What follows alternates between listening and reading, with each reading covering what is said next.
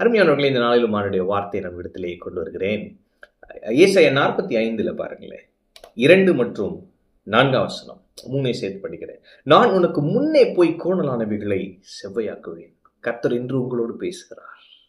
ஆண்டவரே, அடுத்து என்னன்னு தெரியலையே அப்படின்னு நீங்க இருந்தீங்கன்னா, இன்னைக்கு ஆண்டவர் சொல்றாரு, நான் உனக்கு முன்னே சென்று கோணலானவைகளை செவ்வையாக்குகிறேன்.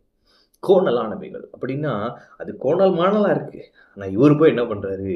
செவ்வைப்படுத்துகிறார், ஸ்ட்ரெயிட் பண்றார், குரூக்கட் பாத்தை ஸ்ட்ரெயிட் பண்றார். அப்ப உங்களுக்கு முன்பாக ரோடு சரியில்ல, பாதைகள் சரியில்லை, ஆனா நீங்க அந்த வழியா தான் போய் ஆகணும். ஆனா ஆண்டவர் சொல்றாரு, நீ பயப்படாத, நான் உனக்கு முன்னாடியே போய் அந்த கோணல் எல்லாம் ஸ்ட்ரெயிட் பண்ணி அதுக்கப்புறம் உன்னை கூட்டிட்டு போறேன்றாரு. ஆமென். எனவே நீங்க பயப்படாதீங்க.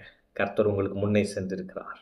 உங்களுக்கு முன்னே சென்று அங்கே இருக்கிற கோணல்களை அவர் செவ்வைப்படுத்துகிற தேவன் இன்று உங்களுக்கு அதை செய்வார்.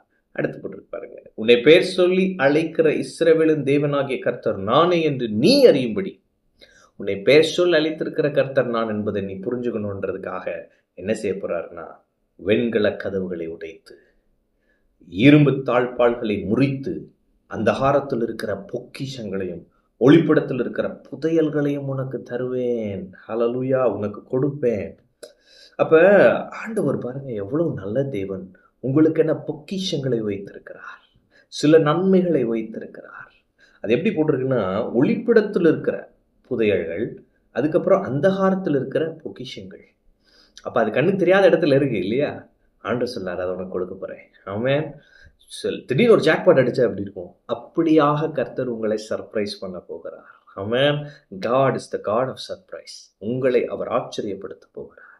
உங்களுக்கு நான் ஒரு வெண்கல கதவுகளை உடைத்து, இருப்பு தாழ்பால்களை முறித்து. அப்ப சில பிரேக் த்ரூ உங்களுக்கு ரொம்ப தடையாவே இருக்கு பாருங்க. ஆண்டவர் சொல்றார், இன்னைக்கு அவைகளை உடைத்து உன்னுடைய நன்மையை உனக்கு தருவேன். நீ பயப்படாதே, நீ கலங்காதே, நீ சோர்ந்து போகாதே, நீ விசுவாசம் உள்ளவனாக இரு, நான் உனக்கு அற்புதம் செய்வேன் என்று கர்த்தர் சொல்லுகிறார். ஆமென். அப்ப கர்த்தருடைய வார்த்தை இன்றைக்கு உங்களுக்கு நேராய் வருகிறது. நான் உனக்கு முன்னே சென்று கோணலானவைகளை செவ்வையாக்குவேன். நான் உனக்கு புதையல்களையும் பொக்கிஷங்களையும் தருவேன். நானே உன்னை பேர் சொல்லி அழைத்திருக்கிற கர்த்தர் என்பதை நீ அறிந்து கொள்ளுவாய் என்று சொல்லுகிறார். அனுபவியுங்கள். ஆச்சரியமான அவருடைய அந்த சர்ப்ரைசஸை நீங்க அனுபவித்து, தேவன் எவ்வளவு நல்லவர் என்பதை இன்பமாய் அனுபவித்து மகிழுங்கள். ஆமென். கர்த்தர் உங்களோடு இருக்கிறார். கர்த்தர் உங்களை ஆசீர்வதிப்பார்.